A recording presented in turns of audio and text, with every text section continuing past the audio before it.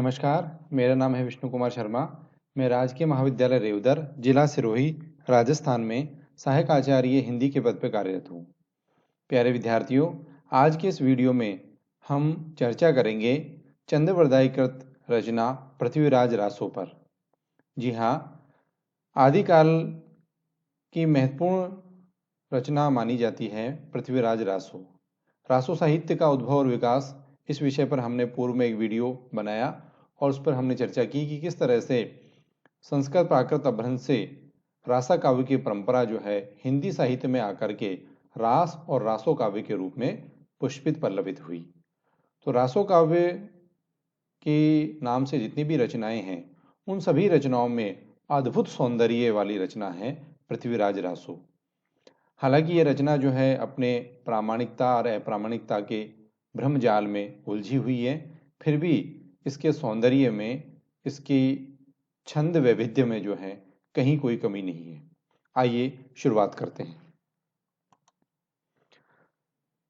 पृथ्वीराज रासो के रचनाकार है चंद्रवरदायी। रासो में चंद के पिता का नाम जो है मल्ल आया है। ये भट्ट जाति के जगात गोत्र में उत्पन्न हुए। पंडित हरप्रसाद शास्त्री के अनुसार इनका जन्म 1168 ईस्वी में लाहौर में हुआ। इनकी दो पत्नियां थी। पहली पत्नी का नाम कमला और दूसरी का नाम गौरी था। गौरी जो इनकी पत्नी थी, दूसरी पत्नी, उसे चंद्रवरदायी अधिक प्रेम करते थे। इनके 10 पुत्र हुए और उन 10 पुत्रों में सर्वाधिक प्रिय जो है वो जलहन थे। और इसमें पृथ्वीराज रासो में एक पंक्ति भी आती है, पुस्तक जलन हत है चले गज्जन रबकाज। राजा के कार्य के लिए जो है चंद्रवरदायी पृथ्वीराज रासो नामना पुस्तक को अपने पुत्र जलहन को सौंप करके चले जाते हैं। तो ये पुस्तक जो है, इसका कुछ हिस्सा जो अधूरा रह गया था, इस ग्रंथ का कुछ हिस्सा जो है वो चंद्रवरदायी के पुत्र जलहन ने पूर्ण किया। पृथ्वीराज रासो का जो पहला पर्व है वो आदि पर्व कहलाता है और उसमें पंक्ति आती है, उक्ति धर्म विलालस्य राजनीति नवरसम षड्भाषा पुराणम च कुरान कथितम मया। यानी ये जो पृथ्वीराज रासो जो है, इसमें धर्म, राजनीति और नवरस और षट भाषा का ऐसा सुंदर सम्मिश्रण कवि ने तैयार किया है कि एक अद्भुत रचना बन पड़ी है। नवरसों का श्रृंगार प्रयोग हुआ है इसमें। अंगिरस यद्यपि वीर है, लेकिन श्रृंगार रस भी अपने संयोग और वियोग दोनों रूपों में बहुत पूर्णता के साथ में यहाँ प्रस्तुत हुआ है। इसकी जो भाषा है, उस भाषा के संबंध में यदि हम बात करें तो जो इसकी भावभंगिमा है, उसके साथ साथ दनादन नए नए छंदों की गति धारण करती हुई इसकी भाषा चलती है। और इसकी एक विशेषता यह भी है कि बल खाती हुई नदी में बहते हुए जलराशि की तरह आत्मविस्मृत का ऐसा सुख अन्यत्र कहीं नहीं मिलता। रासो एक साथ ही संस्कृत, प्राकृत और अपभ्रंश के छंद परंपरा के पुनरुज्जीवन और हिंदी के नूतन छंद संगीत के सूत्रपात की संधि बेला है। इस तमाम छंद संगठन में रासो का अपना हिंदी काव्योचित संगीत सर्वोपरि है। तो इस काव्य में हम बात करें तो श्रृंगार के साथ साथ वीर रस के साथ साथ श्रृंगार का बहुत सुंदर संयोग हुआ है। ये पृथ्वीराज के जन्म से लेकर मृत्यु पर्यंत और उसके युद्ध की कहानी है। पृथ्वीराज रासो में भारत के हिंदू सम्राट पृथ्वीराज चौहान के वीरतापूर्ण आदर्श और दर्प की कथा को वर्णित किया गया है। यह मूलतः वीर रस प्रधान काव्य है और तत्कालीन आदर्श वीरत्व का सुंदर चित्रण यह प्रस्तुत करता है। वीर रस के साथ ही श्रृंगार के दोनों रूपों, संयोग और वियोग का भी इसमें बहुत सुंदर वर्णन है। इसमें प्रेम और सौंदर्य की वंजना के लिए कवि ने नवरसों का प्रयोग किया है। छंद वैविध्य जो है रासो साहित्य की अपनी एक निजी विशेषता है और डॉक्टर नगेंद्र के अनुसार इसमें 68 छंदों का प्रयोग हुआ है। शिव सिंह सेंगर ने जो है चंद को छप्पियों का राजा माना है। रासो की अब प्रामाणिकता अप्रामाणिकता की हम बात करें तो सबसे पहले रासो की प्रामाणिकता पर संदेह करने वाले व्यक्ति थे कवि राजा मुरारीदान और कवि राजा श्यामल दास। रासो के काव्य सौंदर्य पर रीझ करके कर्नल जेम्स टॉड ने जो है इसका लगभग 30,000 छंदों में अंग्रेजी अनुवाद कराया और इसे Royal Asiatic Society of Bengal से प्रकाशन कराना आरंभ किया। उसी समय डॉक्टर वुलर को पृथ्वीराज विजय जयानक जो संस्कृत के कवि हुए उनका एक शिलांकित काव्य पृथ्वीराज विजय प्राप्त हुआ, और जब उससे उन्होंने इसको तुलना की तो रासो के नाम, तिथि, सन, संवत, घटनाएं सभी जो हैं वो संदेहास्पद प्रतीत हुए, और डॉक्टर वूलर ने इसका प्रकाशन जो है तुरंत रुकवा दिया। अब हम बात करें तो उसको प्रामाणिक मानने वाले विद्वानों में है कर्नल टॉड, श्याम सुंदर दास, मोहनलाल विष्णुलाल पंड्या, मिश्र बंधु, मोतीलाल मेनारिया, कुंवर कन्हैयाजू और राधा कृष्ण दास। ये सभी विद्वान जो हैं रासो को प्रामाणिक मानते हैं, और मोहनलाल विष्णुलाल पंड्या ने तो इसकी प्रामाणिकता को सिद्ध करने के लिए जो सन संवत हैं उनमें जो भेद देखने को मिलता है उस भेदों के आधार पर उसे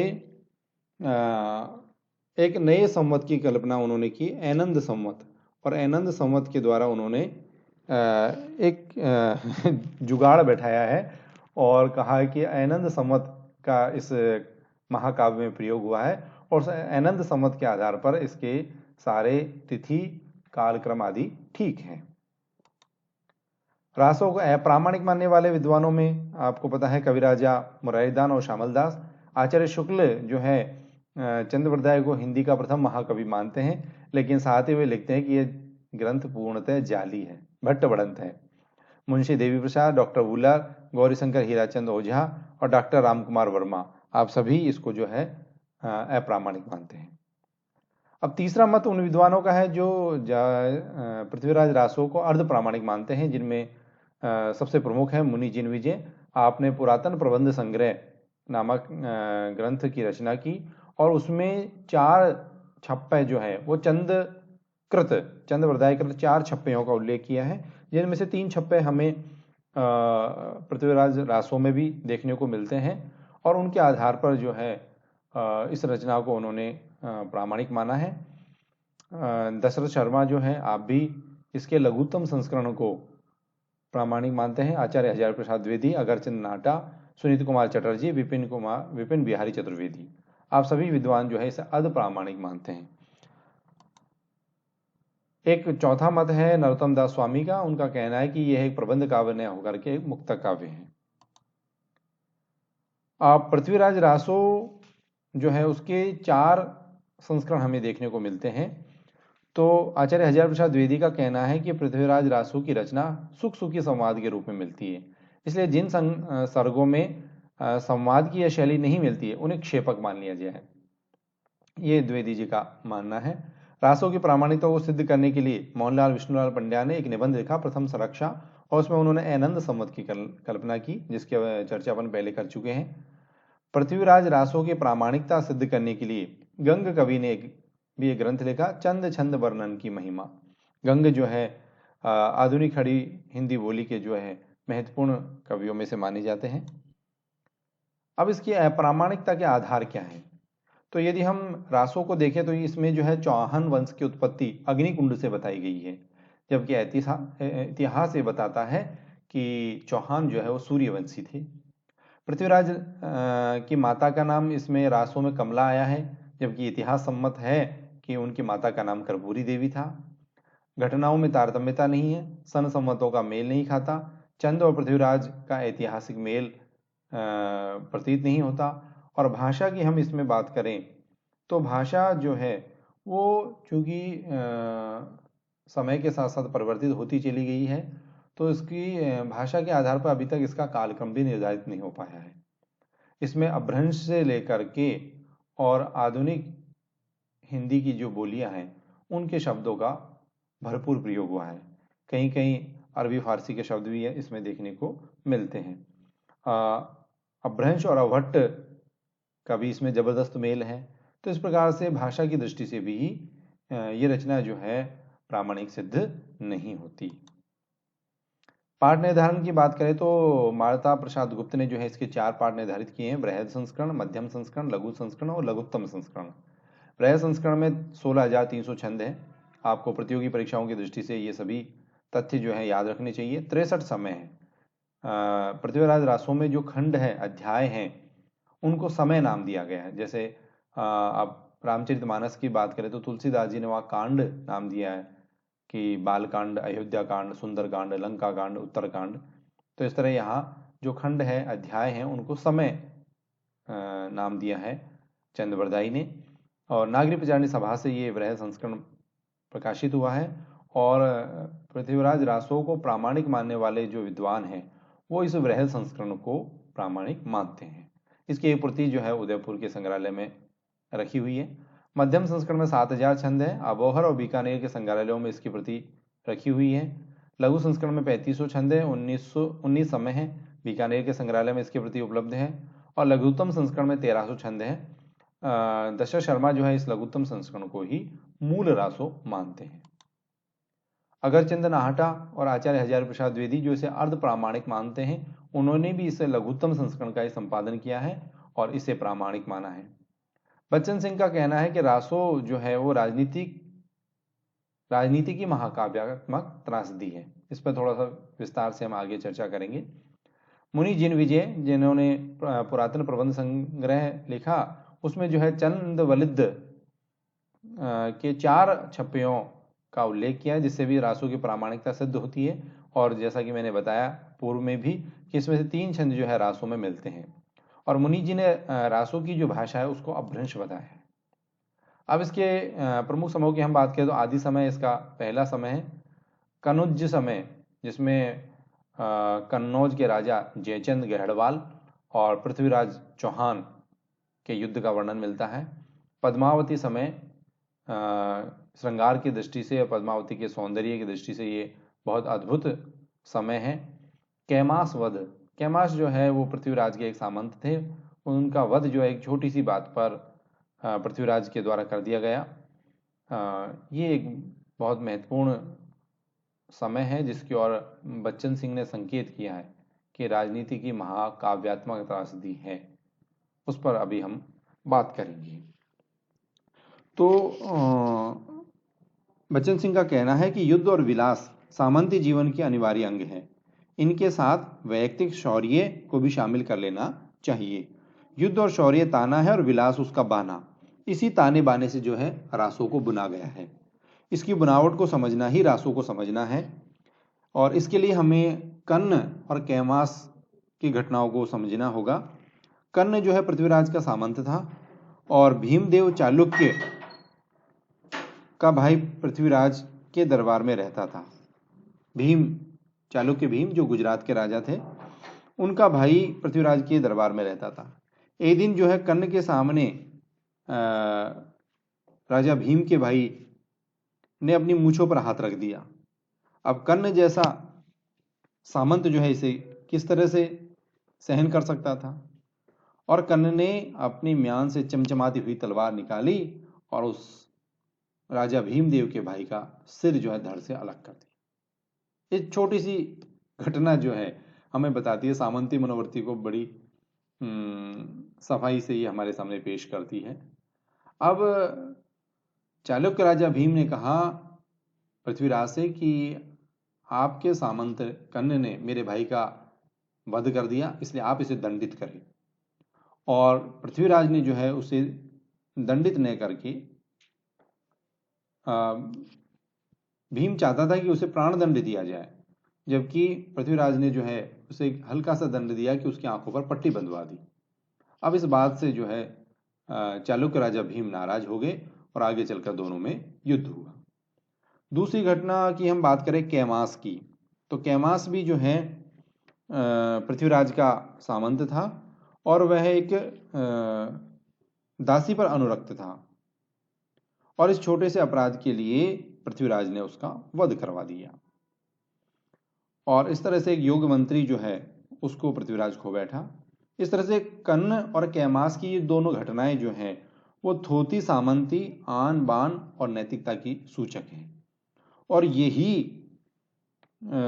2 घटनाएं जो हैं अंत में जब कामोत्सव का इसमें जो दृश्य है उसमें पृथ्वीराज को ये दोनों प्रसंग जो है कर्ण और कैमास के याद आते हैं और सारा महाकाव्य जो है एक त्रासदी में बदल जाता है। तो एक पंक्ति जो है मैं उद्धृत करना चाहूंगा बच्चन सिंह की। वो कहते हैं कि महाकाव्य की त्रासदी राजनीति की फलश्रुति और राजनीति की त्रासदी महाकाव्य की फलश्रुति है। इस तरह से ये एक महाकाव्यात्मक जो है त्रासदी, एक ट्रेजेडी जो है, इसको बच्चन सिंह ने कहा है। अब पृथ्वीराज चौहान की हम बात करें तो पृथ्वीराज चौहान जो है बड़े वीर शासक हैं, वीर राजा हैं, बड़े भारी योद्धा हैं, लेकिन उसके साथ साथ वो अत्यंत विलासी भी हैं। और आदिकाल के यदि हम राजनीतिक परिप्रेक्ष्य में बात करें तो विलास के अभाव में सामंत हो ही नहीं सकता। विलास जो है उसकी शान है, और पृथ्वीराज जो है वो कम विलासी नहीं है। और पृथ्वीराज की जो विलासिता है यदि हम उसकी बात करें तो वो दो स्थानों पर हमें देखने को मिलती है। पहली महारासों की यदि हम बात करें तो पहली जगह वह है जहाँ संयोगिता हरण से पूर्व जो ऋतु वर्णन, जो बसंत ऋतु का वर्णन कवि ने किया है, वहाँ पर हमें पृथ्वीराज जो है एक वीर ने होकर के एक कामातुर नायक के रूप में हमें प्रतीत होते हैं। वहीं दूसरी ओर मोहम्मद गौरी का जब आक्रमण होता है तो उस समय पृथ्वीराज जो है वो अपनी रानियों के पास में छुट्टी मांगने जाता है, और जिस रानी के पास छुट्टी मांगने जाता है वहीं 2 महीने रुक जाता है, और अंत में जो है वो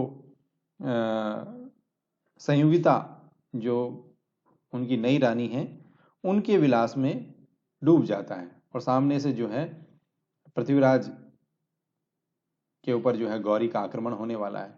और पृथ्वीराज के जो मंत्री हैं, सामंत हैं, दरबारी हैं, वो राजा को सूचित करना चाहते हैं लेकिन वो सूचित नहीं कर पाते। ये बड़ी विडंबना है। तब जो है चंद्रबरदाई जो हैं एक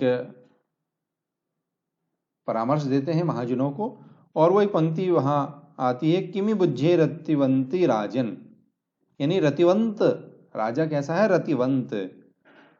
तो ये रतिवंत जो शब्द है ये पूरे सामंती वर्ग का प्रतिनिधि है, केवल पृथ्वीराज को ही इंगित न करके रतिवंत शब्द जो है वो पूरे सामंत वर्ग को सूचित करता है, उसका प्रतिनिधि है, उसका प्रतीक है। यहाँ जो है हम देखें तो चंद्रबरदाई ने एक व्यंग्य भी किया है कि कहाँ तो एक तरफ गौरी जैसा जबरदस्त हमलावर योद्धा, और कहाँ रतिवंत राजा पृथ्वीराज चौहान। तो ये सारी जो है कहानी पृथ्वीराज चौहान की जो कहानी है आपने जो है सुनी होगी। अंत में जो है मोहम्मद गौरी पृथ्वीराज को बंदी बना करके और गजनी ले जाता है और वहाँ उसे जेल में डाल देता है, उसके साथ में बहुत अत्याचार करता है। और फिर एक घटना आप सभी को विदित है कि चंद्रबरदाई जो है वो कहते हैं कि हमारे राजा जो हैं वो शब्द भेदी बाण चलाना जानते हैं, और मोहम्मद गौरी जो है एक मैदान में पृथ्वीराज जो राजनीतिक बंदी है उसको आमंत्रित करता है शब्द भेदी बाण चलाने के लिए। और वहाँ एक पंक्ति आती है कि 4 बास 24 गज अंगुल अष्ट प्रमाण, ताहू पर सुल्तान है मत चूके चौहान। और पृथ्वीराज जो है शब्द भेदी बाण चला करके गौरी का वध कर देते हैं, और चंद और पृथ्वीराज दोनों अपनी अपनी कटार निकालकर एक दूसरे के पेट में घोंप करके अपनी आत्महत्या कर लेते हैं। तो इस तरह से वो अपनी जो राजपूती आन बान और शान है उसकी रक्षा करने में सफल होते हैं। तो ये जो है इस तरह से एक बहुत सुंदर महाकाव्य पृथ्वीराज रासो है। कुछ पंक्तियां हम इसकी देखें। बज्जिए घोर निशान रान चौहान चहुदिसी, सकल सूर सामंत समर बल जंत्र मंत्र तिसी, उठिए राज पृथ्वीराज बाग लग मनहु वीर नट, कड़त तेग मन बेग लगत मनहु बीज झट झट। ये पृथ्वीराज चौहान के जो है युद्ध में प्रवेश का दृश्य है। वहीं पद्मावती जो कि अनिंद सुंदरी है, उनकी रानी संयोगिता जो रानी है उसका जो सौंदर्य है, उसके सौंदर्य के ऊपर जो है एक बहुत प्यारा छंद जो है कवि चंद्रबरदाई ने लिखा है। मनऊ कला ससिबान कला सोलह सो बन्नी है, बाल भे ससिता समीप अमृत रस पिन्नी है, बिगसी कमल सग भ्रमर नैन खंजन मिल लुट्टी है मृग लुट्टी है, हीर कीर अरुबिंब मोती नक्शे क्या ही गुट्टी है। तो ये जो है संयोगिता के सौंदर्य का अद्भुत वर्णन कवि ने किया है। सठ ऋत 12 मास गयो आयो फिर बसंत, फिर आयो बसंत। ये बसंत ऋतु के संबंध में कामोत्सव की पंक्ति आती है। राजनीति पाइये ज्ञान पाइये सुजानिए, उगती जुगति पाइये अर्थ गड़ी बड़ी अनुमानिए। ये सारा ये जो छंद है ये पृथ्वीराज रासों में चल रही संपूर्ण राजनीति की जो उक्ति है, जुगति है, उसकी ओर संकेत करता है। और अंत में एक बहुत प्रसिद्ध पंक्ति जिसका मैंने अभी उल्लेख किया था, 4 बास 24 हाथ अष्टांगुल प्रधान, एतो पे सुल्तान है मत चुके चौहान। तो ये सारी चर्चा हमने पृथ्वीराज रासो के बारे में की। इनमें से आपको जो है 100 से भी अधिक प्रश्न बन सकते हैं और भी अधिक प्रश्न बन सकते हैं। प्रतियोगी परीक्षाओं की दृष्टि से ये बहुत महत्वपूर्ण है। और साथ ही स्नातक और स्नातकोत्तर कक्षाओं में अध्ययनरत विद्यार्थियों के लिए भी पृथ्वीराज रासो को लेकर के उनके भीतर एक समझ पैदा करेगा ये वीडियो, ऐसी मैं आशा करता हूँ।